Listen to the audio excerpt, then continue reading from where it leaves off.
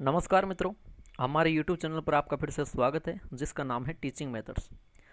दोस्तों, जैसा कि पिछले कुछ दिनों से ये कंटिन्यू डिमांड थी कि ईवीएस संस्कृत के वीडियो डाला जाए, तो बिल्कुल डाल रहे हैं। अब देखिए, आज मैं लेकर आया हूँ आपके लिए रीट लेवल विशेष तौर पर एक, और अभी क्या है कि दो को भी एक में शामिल किया गया है, तो वो दो वाले भी एग्जाम देंगे।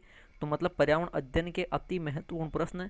और मित्रों, हर वीडियो में अब तक हमने 15-15 प्रश्न देखे हैं। आज देखेंगे मित्रों हम 30 प्रश्नों का यह वीडियो, ठीक है। और हाँ, मैं खुद चैलेंज करता हूँ कि लेवल देखो 2 वालों से तो ये तैयारी हुई नहीं है पर्यावरण अध्ययन की। पर्यावरण अध्ययन की लेवल 1 के जिस बंदे ने अच्छी से अच्छी तैयारी की, उसको मैं चैलेंज कर देता हूँ कि 30 में से मात्र 20 प्रश्न कर दो। 20 से कम होंगे आपसे, 30 में से 20 कर देना। मैं कह देता हूँ आपके पर्यावरण में बहुत ही अच्छे नंबर आएंगे मित्रों, बहुत ही अच्छे नंबर आएंगे। और हाँ, 30 प्रश्न, आज थोड़े प्रश्न ज़्यादा है। और दूसरी चीज़ ये है कि कंटिन्यू हम एक्सप्लेन में कर रहा हूँ वीडियो में, तो आज बिना एक्सप्लेन के ही देखेंगे 30 प्रश्न। तो चलते हैं मित्रों पहले प्रश्न पे। पहला प्रश्न देखिए, पहला प्रश्न क्या है। भारत में नायर एवं गारो व खासी जनजाति में निवास स्थान के आधार पर किस प्रकार के परिवार पाए जाते हैं। रोज कहते हैं कि सर बहुत टफ लाओ, बहुत टफ लाओ, थोड़ा सा और हार्ड करो। तो आप देखिए प्रश्न, आप खुद 30 में से 20 ही कर देना आप तो। भारत में नायर जनजाति, ये नायर कहाँ पे पाई जाती है, तो थोड़ी बहुत हम एक्सप्लेन देखेंगे लेकिन ज़्यादा नहीं। ये नायर जनजाति है मित्रों, ये पाई जाती है मालाबार तट केरल में, ठीक है। वहाँ पाई जाती है नायर जनजाति।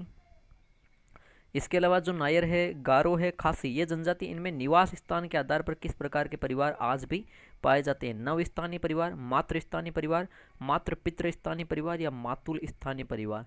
तो आपको बता दूं मैं मित्रों, एक तो नायर जाति, एक गारो और एक खासी, ये इस प्रकार की जनजातियां जिनमें आज भी निवास स्थान के आधार पर बात करूं तो मित्रों इनमें मातृ स्थानीय परिवार पाए जाते हैं। या मातृ स्थानीय यानी कि जिसमें मुख्य भूमिका किसकी होती है, माता की, माँ की, ठीक है। आगे चलते हैं मित्रों प्रश्न संख्या 2 पर।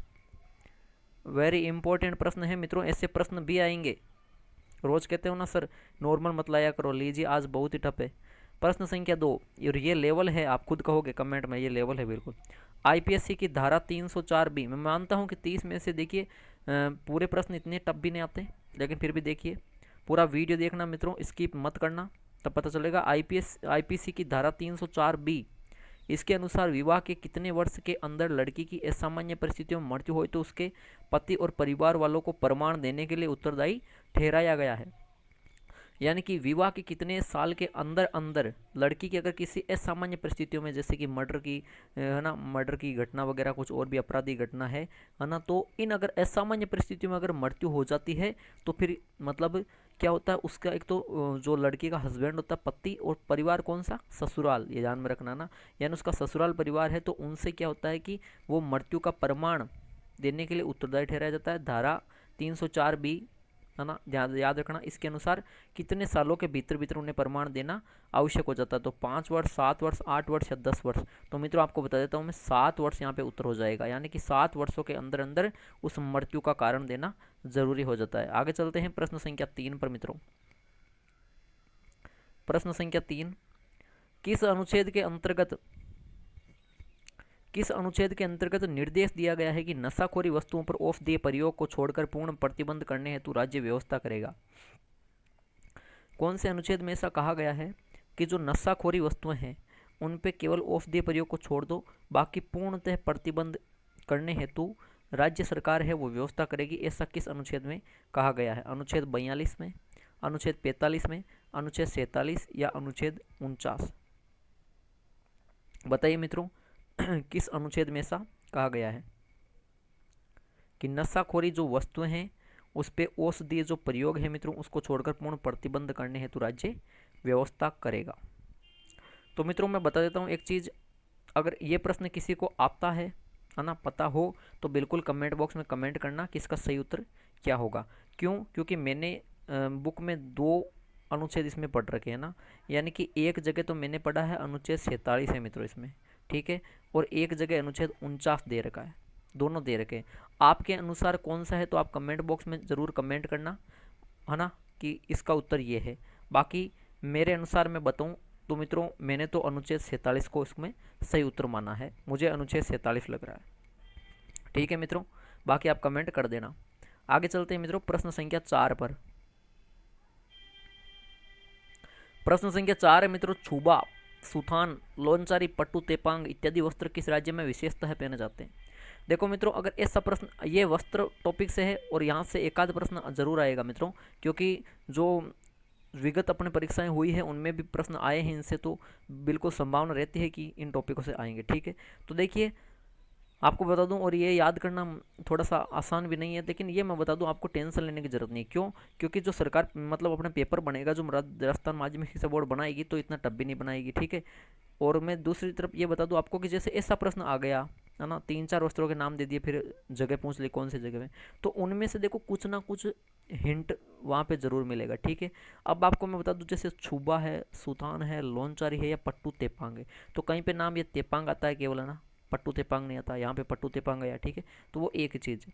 इसमें देखो हिंट दे रखी है कि लोनचारी, ये लोनचारी बिल्कुल आप जब लक्ष्य की गाइड में पढ़ो, और पर्यावरण अध्ययन के लिए आज भी मैं कहता हूँ कि लक्ष्य गाइड काफ़ी है मित्रों, लक्ष्य गाइड काफ़ी है मित्रों, पर्यावरण अध्ययन ईवीएस के लिए आज भी काफ़ी है।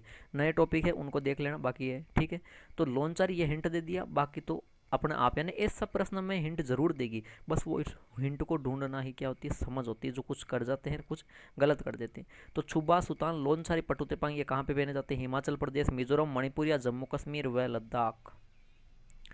कहाँ पे पहने जाते हैं? तो आपको पता है लोनचारी कहाँ का है, हिमाचल प्रदेश का। तो ये सभी प्रकार के वस्त्र मित्रों हिमाचल प्रदेश में पहने जाते हैं। तो विकल्प 1 सही हो जाता है प्रश्न संख्या 4 में। आगे बढ़ते हैं प्रश्न संख्या 5 की तरफ।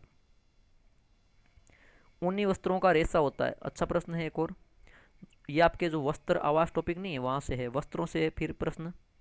ऊनी वस्त्रों का जो रेशा होता है मित्रों, किस प्रकार का रेशा होता है ऊनी वस्त्रों का रेशा? प्रोटीन युक्त व कठोर, वसा युक्त व कठोर, वसा युक्त व कोमल या प्रोटीन युक्त व कोमल। तो मित्रों जो ऊनी वस्त्र होते हैं आपको बता दूं, उसका जो रेशा होता है उनमें कपड़े में, वो कैसा होता है? वो प्रोटीन युक्त होगा। पहली चीज़ तो ये है। ठीक है, और दूसरी चीज़ है वो कैसा होगा मित्रों? कोमल होगा। ठीक है, तो प्रोटीन युक्त और कोमल वो जो रेशा होता है वो होता है मित्रों। ठीक है, तो प्रश्न संख्या जो 5 है वहां पे विकल्प नंबर 4 सही उत्तर है। आगे चलते हैं प्रश्न संख्या 6 पर।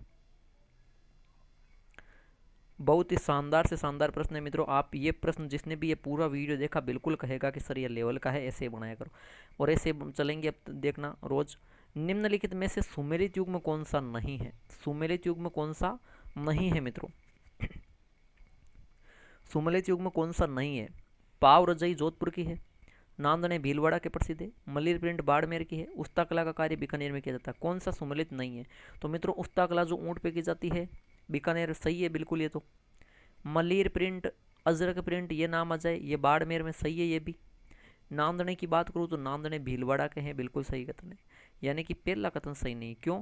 क्योंकि जो पाव रजाई है मित्रों वो जोधपुर की नहीं प्रसिद्ध है, पाव रजाई मित्रों जयपुर की प्रसिद्ध है। कहाँ की है? जयपुर की, तो ये याद रखना। तो दोस्तों इस प्रकार आपके विकल्प जो 1 है वो सही उत्तर हो जाता है आपके प्रश्न संख्या 6 में। बढ़ते हैं प्रश्न संख्या 7 की ओर। यानी कि 30 में से मैंने 20 बताए, करके दिखा देना आप तो 20, जिसकी तैयारी है। प्रश्न संख्या 7 देखते हैं।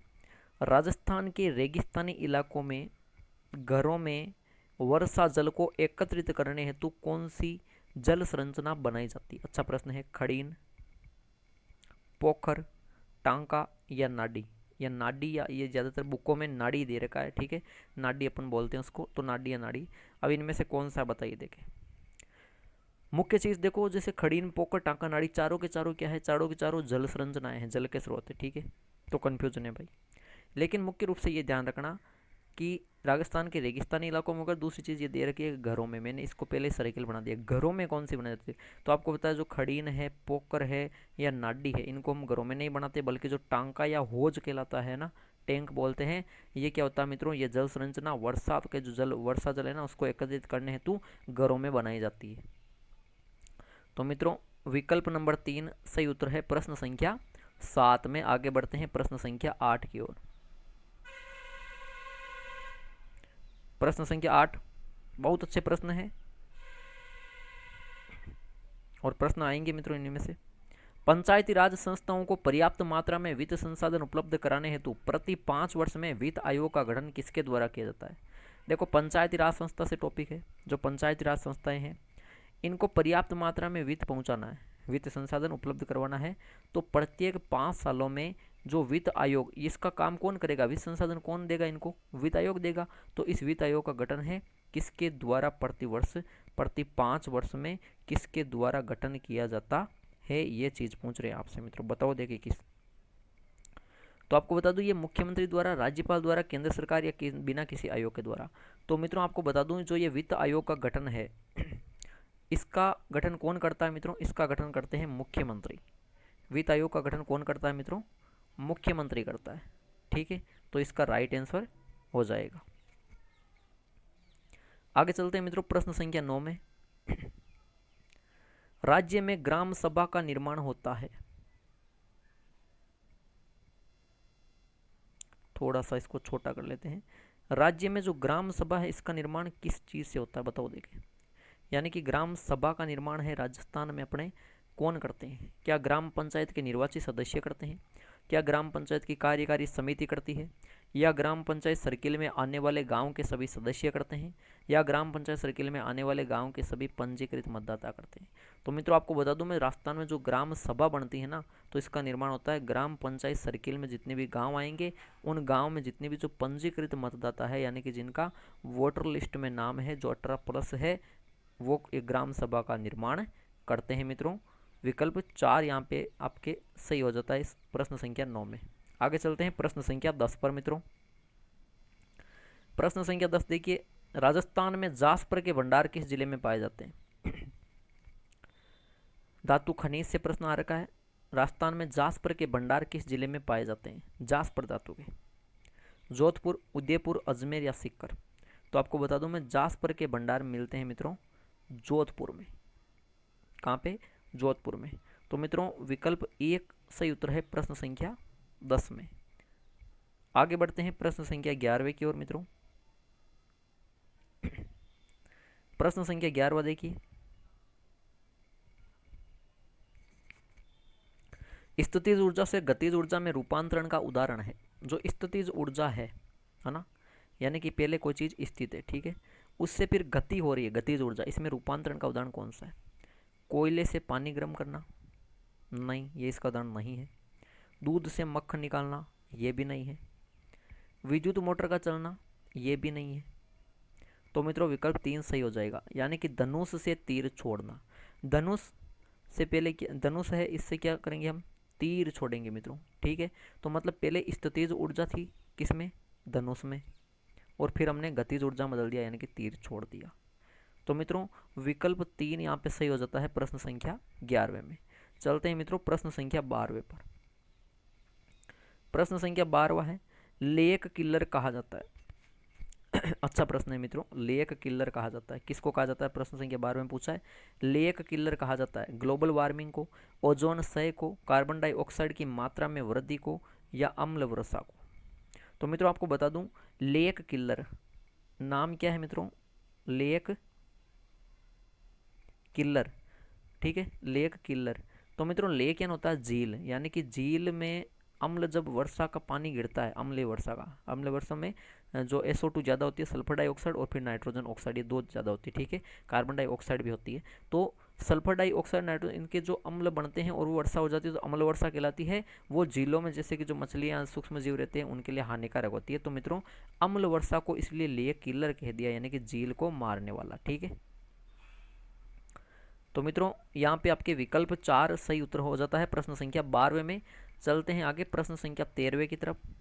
बहुत अच्छे प्रश्न है मित्रों, और डेली का मैं कोशिश जरूर करूंगा कि एक वीडियो इस पर डाला जाए पर्यावरण के लिए।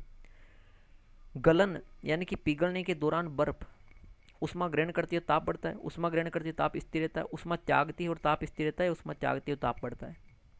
यानी कि जब बर्फ पिघलती है, बर्फ का जब गलन होता है हिम का, तो क्या होता है, तो आपको पता है कि उष्मा तो ग्रहण करेगी, यानी कि उष्मा त्यागती है, नहीं त्यागेगी नहीं। अब 2 विकल्प बचे, पहला और दूसरा। तो आपको बता दूं उष्मा ग्रहण करती है और साथ में ताप बढ़ता नहीं है और ताप घटता नहीं, ताप जितना है उतना ही रहेगा।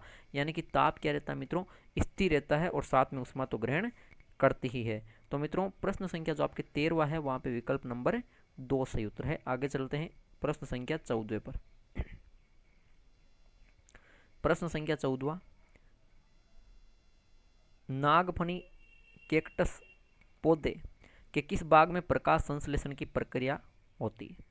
देखो मित्रों, नागफणी या जिसे इसी को बोलते हैं कैक्टस पौधा, जो अपने मरुस्थलीय भाग है ना, वहाँ पे पाया जाता है। उस पौधे के कौन सा भाग है जिसमें प्रकाश संश्लेषण की प्रक्रिया होती है ना। प्रकाश संश्लेषण की प्रक्रिया इस पौधे के किस भाग में, तने में, पत्तियों में, कांटों में, फूल में, कहाँ पे होती है। नागफनी जो कैक्टस पौधा है मित्रों, इसके किस भाग में प्रकाश संश्लेषण की प्रक्रिया होती है, कांटों में, फूल में, पत्तियों में या तने में। तो बता दूं मित्रों, इसमें भी थोड़ा सा मुझे कन्फ्यूजन लग रहा है, क्योंकि मैंने इसका 2 जगह उत्तर देखा, कंफर्म किया, तो एक जगह इसमें पत्तियां बता रखा है, एक में तना बता रखा है। और मेरे अनुसार मित्रों प्रश्न संख्या 14 में विकल्प नंबर 1 यानी कि तना सही होगा। बाकी मैं कंफर्म करके अगले वीडियो में जो भी गलत और भी कंफर्म करके मैं बता दूंगा, ठीक है। अभी 100% नहीं है, क्योंकि मैंने खुद ने 2-4 जो बुकें पढ़ी हैं उन 2-4 में देखा है मैंने, कहीं पे पत्तियों दे रखा, कहीं पे तने दे रखा, ठीक है। आपके अनुसार ज़रूर कमेंट करना मित्रों कि क्या है इसका उत्तर। बाकी अभी फिलहाल तना है इसका उत्तर, तने में प्रकाश संश्लेषण प्रक्रिया होती है समय ना, मेरे अनुसार मानना है। बाकी मैं और कंफर्म करके अगले वीडियो में आपको बिल्कुल बता दूंगा, ठीक है।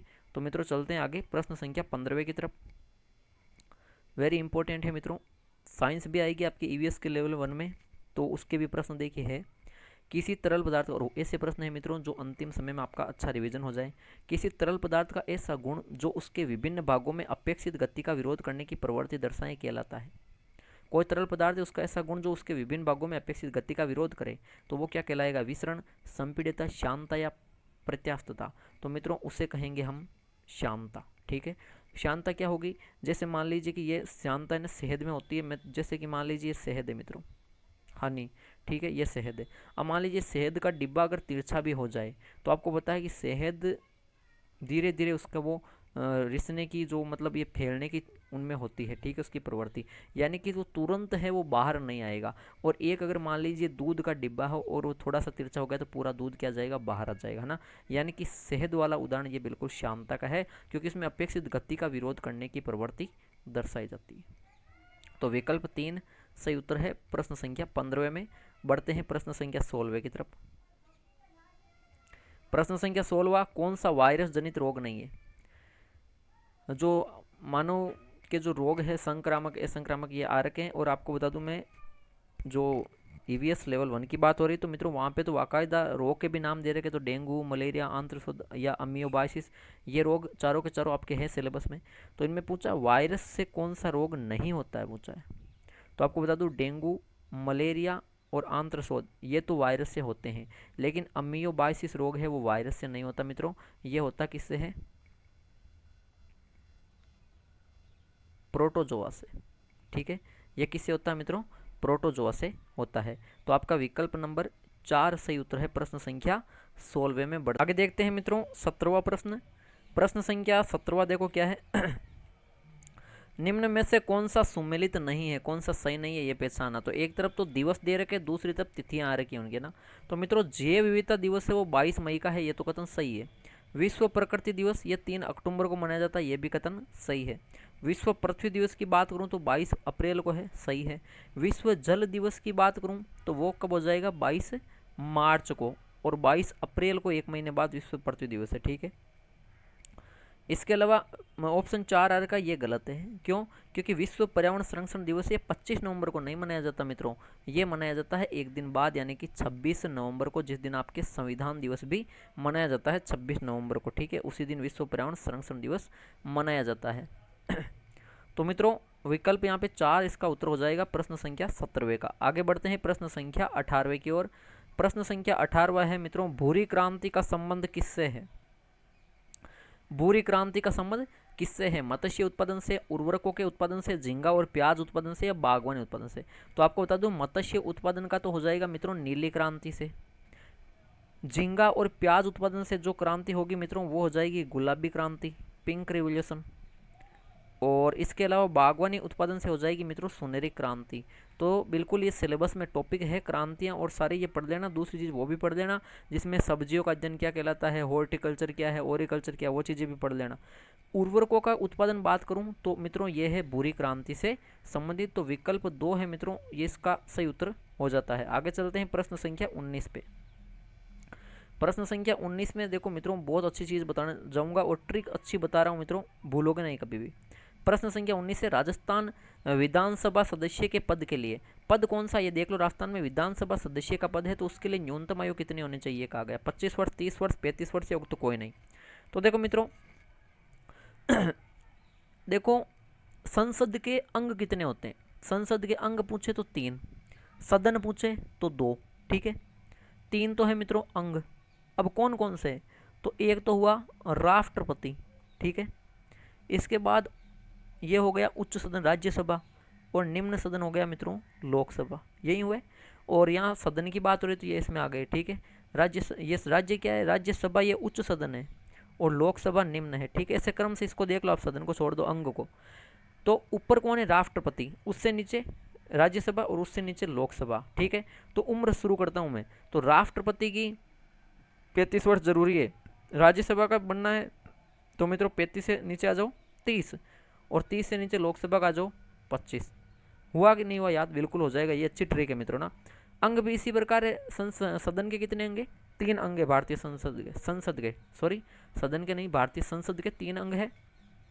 राष्ट्रपति उसके लिए 35 चाहिए, राज्यसभा उच्च है तो उच्च के लिए ज़्यादा, उच्च के लिए ऊंचा है भाई, 25 ज़्यादा है 30 ज़्यादा है, तो उच्च में राज्यसभा में 30 आ जाएगी, लोकसभा निम्न है तो 25 आ जाएगी, ठीक है, ये ट्रिक हो गई। तो इसके अलावा विधानसभा सदस्य की बात करूँ उसके लिए भी 25 वर्ष है, तो 3 तो ये हो गए, 1/4 ये हो गया।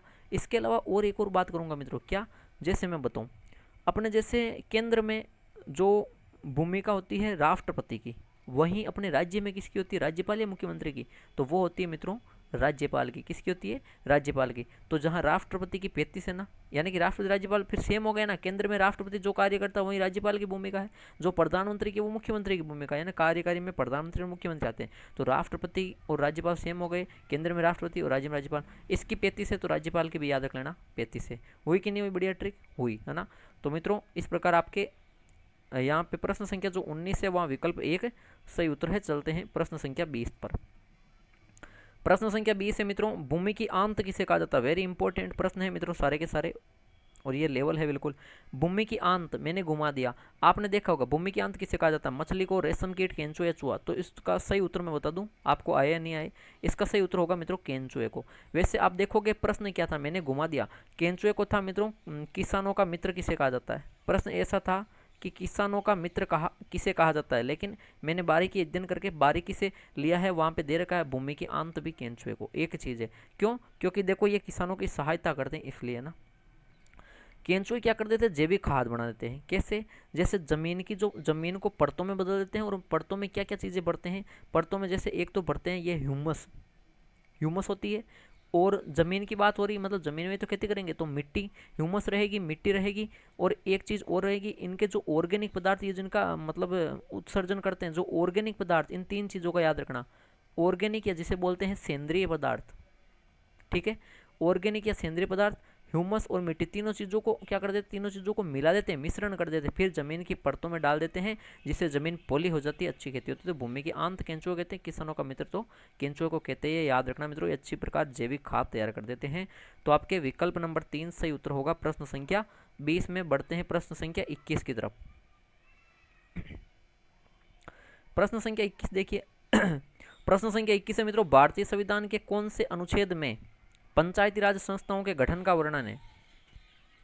जो भारतीय संविधान अपने उसके कौन से अनुच्छेद में पूछा गया है, पंचायती राज संस्थाओं के गठन का वर्णन। पंचायती राज संस्था है ना, ये त्रिस्तरीय व्यवस्था, याद रखना त्रिस्तरीय, ठीक है। इसमें आपको बता दूं मैं, जो प्रथम स्तर पर है वो होती है अपने कौन सी, ग्राम पंचायत, ठीक है, त्रिस्तरीय ग्राम पंचायत। दूसरे पर कौन सी हो जाएगी, पंचायत समिति, ग्राम पंचायत, पंचायत समिति, और तीसरा, तीनों याद रखना, तीसरा होता है जिला परिषद। इनका कौन कौन मुख्य होता है वो भी याद रखना, ठीक है। तो ग्राम पंचायत, पंचायत समिति, जिला परिषद, ये 3 स्तर है, तो त्रिस्तरीय व्यवस्था हो गई। पंचायती राज संस्था की बात करूं तो संवैधानिक संशोधन कौन सा हुआ था, 73वां संवैधानिक संशोधन हुआ है ना। उसमें जो अनुच्छेद कौन सा था, अनुच्छेद 243 ही था, और 243 से में के से लेकर पूरा, उसमें के से लेकर शायद हड़े था मित्रों, के से लेकर हड़े तक, या फिर के से लेकर हड़ा तक ना, मैं और कंफर्म करके अगले वीडियो में बता दूंगा। के से मुझे ये याद आ रहा है हड़े था, के से हड़े या हड़ा में, उसमें पूरा पंचायती राज में वो कर दिया गया था संवैधानिक संशोधन 73वें के तहत। तो मित्रों इसमें क्या है कि इसमें 200 अपने पूछा कि केवल गठन का इसका पंचायत राज संस्था का गठन होगा, तो ऐसा किस में कहा गया, तो ऐसा कहा गया 243 खे में। अब देखो मित्रों, अगर जिस किसी को भी आता है तो भी मैंने घुमाया प्रश्न, क्यों, मैंने विकल्प 1 में तो खे दिया है, फिर के इधर दे दिया, क्योंकि जल्दबाजी में कैसे कर देते के होंगे ना, तो इसको कर देते, वो है ना, वो जल्दबाजी मत करना मित्रों। विकल्प 1 सही हो जाता है प्रश्न संख्या 21 में। आगे चलते हैं प्रश्न संख्या 22 पर। प्रश्न संख्या 22 है, मेटा हीमोग्लोबिन रोग का कारण क्या है मित्रों। अच्छा प्रश्न है। मेटा हीमोग्लोबिन रोग सिलेबस में है बिल्कुल। इसका क्या कारण है, पारे की अधिकता, सिलिकॉन की अधिकता, नाइट्रेट की या लोह की अधिकता। तो मित्रों आपको बता दूं मैं, नाइट्रेट की अधिकता होने से शरीर में मेटा हीमोग्लोबिन रोग हो जाता है। ठीक है, तो विकल्प 3 सही उत्तर हो जाता है प्रश्न संख्या 22 में। चलते हैं प्रश्न संख्या 23 की तरफ। प्रश्न संख्या 23 पशुपालन संपदा भी है आपके, पशु संपदा। तो वहां से प्रश्न है कि भेड़ों के शरीर से गर्मियों में ही ऊन को क्यों उतारा जाता है। आपने देखा होगा भेड़ों के शरीर से जब भी ऊन उतारी जाएगी ना, तो वो पालनहार क्या करेगा, गर्मियों में उतारेगा ऊन। तो ये क्या कारण है, गर्मियों में ही क्यों उतारता है, क्योंकि गर्मियों में कीमत ज़्यादा मिलती है, गर्मियों में भेड़ों पर ऊन ज़्यादा होती है, या फिर ताकि भेड़ें गर्मी को बर्दाश्त कर सके, उपयुक्त सभी। अब ज़्यादातर बंदे इसको चूज करेंगे उपयुक्त सभी, लेकिन ये गलत है मित्रों। क्यों गलत है, क्योंकि गर्मियों में कीमत ज़्यादा मिले ऐसा कुछ नहीं है, और गर्मियों में भेड़ों पर ऊन ज़्यादा होती है, सर्दी में शरीर पे कम होती है, नहीं। जब तक काटेंगे नहीं तब तक ज़्यादा ही रहेगी ना, तो ये भी नहीं होंगे। इसका उत्तर होगा कि भेड़ें गर्मियों को बर्दाश्त कर सके, क्योंकि भेड़ों के शरीर में, और एक तो भैंसों के और भेड़ के ना, इनकी ज़्यादा गर्मी रहती है, जैसे गाय बकरी की तुलना में, याद रखना। आपको पता है, वैसे देखा होगा ना, क्योंकि ग्रामीण जीवन वालों को पता है। तो जो भेड़े होते हैं ये गर्मी बर्दाश्त कर सके, इनको गर्मी ज़्यादा लगती है शरीर में, तो गर्मी को बर्दाश्त कर सके इसलिए ऊन को उतारा जाता है। तो मित्रों विकल्प 3 सही उत्तर है प्रश्न संख्या 23 में। चलते हैं प्रश्न संख्या 24 की तरफ। ये लीजिए आपके नया टॉपिक है, वहां से प्रश्न है, नया टॉपिक मैं करवा दूंगा। निम्न में से कौन सी दिव्यांग पर्वतारोही महिला, अच्छा प्रश्न है, घुमाया हुआ प्रश्न है। पर्वतारोही महिला तो है, लेकिन उनमें से कौन सी दिव्यांग पर्वतारोही है। प्रेमलता अग्रवाल, बछेंद्री पाल, अरुणिमा सिन्हा, मालावत पूर्णा, सभी पर्वतारोही के नाम आए हैं। उसमें आपको बता दूं मैं, अरुणिमा सिन्हा जो नाम है मित्रों, ठीक है, अरुणिमा सिन्हा की आपको बता दूं मैं, 2011 की घटना हुई इनकी, इनके साथ ट्रेन हादसा हुआ था जिसमें इनका एक पैर कट गया था मित्रों, ठीक है। लेकिन एक पूरा पैर, मतलब कि रात भर इनका आप वीडियो देख सकते हो, यूट्यूब पे देखना, बहुत अच्छा मोटिवेशन है। इन्होंने बताया तो मतलब एक रात पूरे किस प्रकार, पूरी रात मतलब ये वहाँ ट्रेन पे मतलब कटे हुए पैर की अवस्था में बैठी रही थी, और कीड़े काट रहे थे उसको, है ना, कोई नहीं इनकी सहायता के लिए आया। फिर भी 2011 में इनके साथ ऐसी घटना हुई, इतनी बड़ी घटना, इतना बड़ा हादसा होने के बाद भी इन्होंने हिम्मत नहीं हारी, कोई भी नेगेटिव चीज़ अपने ऊपर असर नहीं होने दी, जैसा आप भी मत होने देना। 2 ही साल बाद 2013 में इन्होंने माउंट एवरेस्ट पर फतेह हासिल की थी मित्रों। तो विकल्प 3 ये हमारे लिए प्राउड की बात है, विकल्प 3 सही उत्तर है प्रश्न संख्या 24 में। चलते हैं मित्रों प्रश्न संख्या 25वें पर। ये एक और नए टॉपिक से जिसका मैं 2-4 दिन में जिक्र कर रहा था, 2-4 दिन में पूरा अच्छा क्लियर कराऊंगा, 1 घंटे की क्लास लूंगा मित्रों सौर मंडल के बारे में, ठीक है। तो मित्रों देखिए देखिए, सौर मंडल के संदर्भ में कौन सा कथन असत्य है। सौर मंडल के संदर्भ में कौन सा कथन, मैं ट्रिकों से पढ़ूंगा, सौर मंडल पूरा चुटकियों में याद हो जाएगा। सूर्य के सबसे निकट ग्रह बुध है, तो ये कथन बिल्कुल सही है। सूर्य के सबसे निकट ग्रह कौन सा, बुध है। सौर मंडल का सबसे गर्म ग्रह बुध है। सौरमंडल का सबसे ठंडा ग्रह अरुण है, बिल्कुल। हालांकि कहीं पे वरुण भी दे रखा है, लेकिन मैंने कंफर्म कर लिया है सबसे ठंडा ग्रह। और देखो कुछ जो आपको कंफ्यूजन वाले सवाल है ना वो ज़्यादा लेकर आए, इसीलिए मैं आज आपको कहीं कहीं पे देखो उसके लिए सॉरी चाहता हूँ, 2-2 उत्तर बता रहा हूँ, ठीक है। तो यहाँ पे सबसे ठंडा ग्रह अरुण ही है 100%, ये भी कथन सही है। पहला सही है, तीसरा सही है। सौरमंडल का सबसे पुराना ग्रह बृहस्पति को माना गया, ये भी कथन सही है। गलत कौन सा, सबसे गर्म ग्रह बुध नहीं है मित्रों, सबसे गर्म ग्रह है शुक्र। अब देखो सूर्य के सबसे निकट ग्रह कौन सा है, सूर्य के सबसे निकट ग्रह है बुध। तो निकट तो ये बुध है, तो बुध गर्म क्यों नहीं है, क्योंकि मित्रों ये निकट होने से इसका वातावरण समाप्त हो जाता है, इसलिए ये गर्म नहीं हो पाता। सबसे गर्म शुद्ध है, शुक्र है, सॉरी, शुक्र सबसे गर्म है, और सबसे ठंडा ग्रह अरुण है। तो दोस्तों प्रश्न संख्या जो 25 है वहाँ पे विकल्प नंबर आपका 2 इसका सही उत्तर है। आगे चलते हैं प्रश्न संख्या 26 पे। प्रश्न संख्या 26, IUCN की स्थापना किस वर्ष हुई।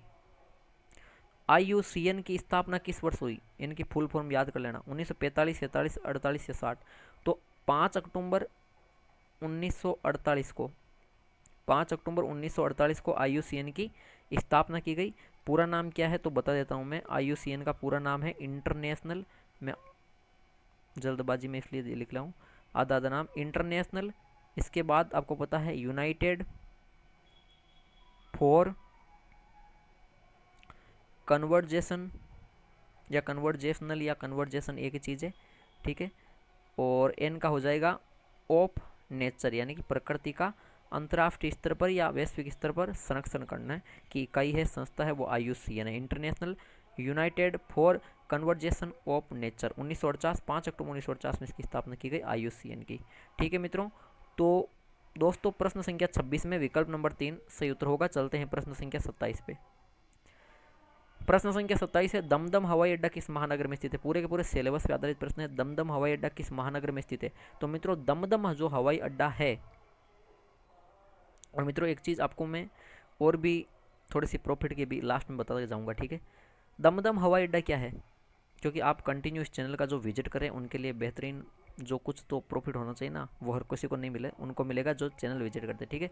दमदम हवाई अड्डा, इसका बता दूं नाम, आप इस नाम से भी जान सकते हैं इसको, सुभाष चंद्र बोस हवाई अड्डे के नाम से। ये कहाँ पे है, चेन्नई, मुंबई, कोलकाता, दिल्ली। तो आपको बता दूं कोलकाता में मित्रों, नई दिल्ली में नहीं है, ये कोलकाता में है दमदम हवाई अड्डा, जिसका नाम एक और सुभाष चंद्र बोस हवाई अड्डा भी है।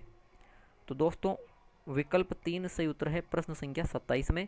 बढ़ते हैं प्रश्न संख्या 28 की ओर। प्रश्न संख्या 28 क्या है, चौधरी चरण सिंह राष्ट्रीय कृषि विपणन संस्थान कहाँ स्थित है। वेरी वेरी इंपॉर्टेंट क्वेश्चन आज का, याद रख लेना। चौधरी चरण सिंह राष्ट्रीय कृषि विपणन संस्थान कहाँ पे स्थित है। जयपुर, मेरठ, मुंबई, हरियाणा। तो मित्रों जयपुर में ये चौधरी चरण सिंह राष्ट्रीय कृषि विपणन संस्थान है, याद रखना। विकल्प 1 सही उत्तर है प्रश्न संख्या 28 में। आगे चलते हैं प्रश्न संख्या 29वें पर। इसको बहुत छोटा करना पड़ेगा क्योंकि मैंने ये बहुत मेहनत करके प्रश्न बनाया, विकल्प इसके बड़े, ताकि आप और कन्फ्यूज़न में हो जाओ। अच्छी तरह आज जो जिसने तैयारी की है कंटिन्यू 1-1.5 साल से, वो भी आज 30 में से 20 नहीं कर सकता। प्रश्न संख्या 29 क्या, ईंधनों के बारे में कौन सा कथन सत्य नहीं है। कौन सा कथन सत्य नहीं है, यानी कि गलत कौन सा है। तो देखो, वायु की कम उपस्थिति में लकड़ी को जलाकर प्राप्त किए जाने वाले कोयले को चारकोल कहा जाता है, ये कथन सही है।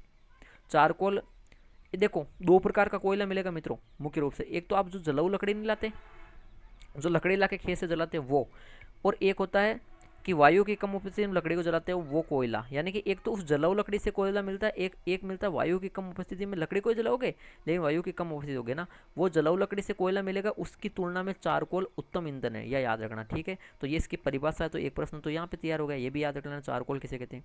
दूसरा है कि बायोगैस जो जैविक गैस है, इसमें मीथेन, बिल्कुल मीथेन का कितने परसेंट पूछे अगर, इसमें मुख्य रूप से देखो बायोगैस में मीथेन रहती है कितने प्रतिशत भाई साहब, 65% मुख्य रूप से रहती है। तो कितने प्रतिशत, 65, एक प्रश्न ये बन गया। और बायोगैस में किन किन गैसों का मिश्रण है, तो क्रम से देखो मीथेन का, उसके बाद कार्बन डाइऑक्साइड, फिर हाइड्रोजन, फिर सल्फाइड, इन सभी गैसों का मिश्रण होगा। तो ये भी कथन सही है।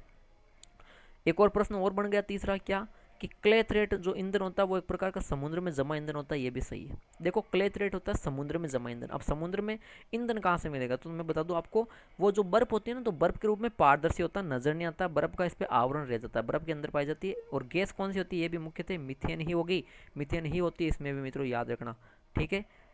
तो यहाँ पे एक और प्रश्न बन गया। चौथा है कि एलपीजी में सर्वाधिक मात्रा में एथेन गैस रहती है, तो मित्रों ये कथन गलत है। एलपीजी में, एलपीजी यानी लिक्विड पेट्रोलियम गैस, एलपीजी में सर्वाधिक मात्रा में एथेन नहीं रहती। देखो एक तो मीथेन और एक एथेन, ये जिसमें थे आता है ना नाम, एक ट्रिक और दे रहा हूँ, मीथेन और एथेन ट्रिक है ये, ठीक है।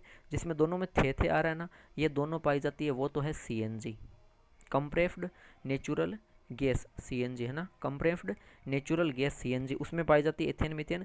जबकि एलपीजी में सर्वाधिक तो पाया जाएगा ब्यूटेन। अगर सर्वाधिक पूछे तो ब्यूटेन, और ब्यूटेन के अलावा कौन सा, तो ब्यूटेन के अलावा जो प्रोटेन होता है ना, वो भी पाया जाता है। ये 2 पाई जी एलपीजी में, टे आता है वो एलपीजी में, थे आता है बीच में वो सीएनजी में, याद रखना ये ट्रिक है। और अच्छे प्रश्न यहाँ पे 4-5 प्रश्न तैयार हो गए। तो दोस्तों विकल्प नंबर 4 सही उत्तर होगा प्रश्न संख्या 29 में। बढ़ते हैं मित्रों प्रश्न संख्या 30 की तरफ। आज का अंतिम प्रश्न है मित्रों प्रश्न संख्या 30 है, राजस्थान वित्त निगम की स्थापना कब हुई। राजस्थान वित्त निगम की स्थापना कब हुई, 1951, 52, 54 या 55। तो आपको बता दूं 1955 में मित्रों राजस्थान वित्त निगम की स्थापना हुई। इसका मुख्यालय कहाँ है, याद रखना, इसका मुख्यालय जो उद्योग भवन है जयपुर, वहाँ पे इसका मुख्यालय याद रख लेना। और इसके अलावा आपको मैं बता दूं कि 1900 जो 51 आया ना, वो उसका नाम है कि राजस्थान वित्त निगम अधिनियम 1951 है ना, उस अधिनियम 1951 के प्रस्ताव पे उसके तहत फिर 1955 में 4 साल बाद इसकी स्थापना की गई। ये क्या है कि वित्त निगम है, मतलब ऋण वगैरह देना किनको, जो लघु जो कृषक है, लघु उद्योग है, सॉरी लघु उद्योग है, मध्यम सीमांत उद्योग, उनको ऋण वगैरह देना, उसमें सहायता करना, ये चीज़ें हैं इनकी। तो दोस्तों फिलहाल यहाँ पे विकल्प नंबर 4 सही उत्तर है प्रश्न संख्या 30 में। तो मित्रों ये थे ईवीएस के लेवल 1 के 30 अति महत्वपूर्ण प्रश्न। कमेंट बॉक्स में ज़रूर कमेंट करना कि 30 में से आपका कितना स्कोर रहा, और वाकायदा मैं कह रहा हूँ पूरी गारंटी के साथ, ऐसे प्रश्न आपने कहीं नहीं देखे होंगे। यहाँ पे 30 में से जिसने भाई साहब 25 तो कर दिए ना, समझ जाओ उसका तो सिलेक्शन फिक्स है, 100% सिलेक्शन ही है ना। तो मित्रों ये लेवल 1 और लेवल 2 के लिए ईवीएस के 30 प्रश्न हैं। आशा करता हूँ कि वीडियो बहुत ही अच्छा लगा होगा। तो वीडियो को अच्छा लगने के कारण लाइक भी कीजिए, कमेंट में आपका स्कोर भी कमेंट कीजिए, कैसा लगा बिल्कुल कीजिए, सुझाव देना है सुझाव भी दीजिए, कमी बताना कमी बताइए कमेंट में, और अच्छा लगा तो बिल्कुल लाइक भी कीजिए, और जितना अच्छा लगा उतना ही ज़्यादा अधिक शेयर कीजिए वीडियो को। जिन्होंने चैनल को अभी तक सब्सक्राइब नहीं किया प्लीज़ सब्सक्राइब कर लीजिए।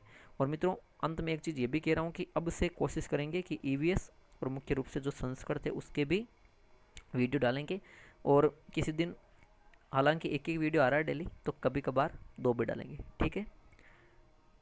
मिलते हैं मित्रों अगले वीडियो में, धन्यवाद।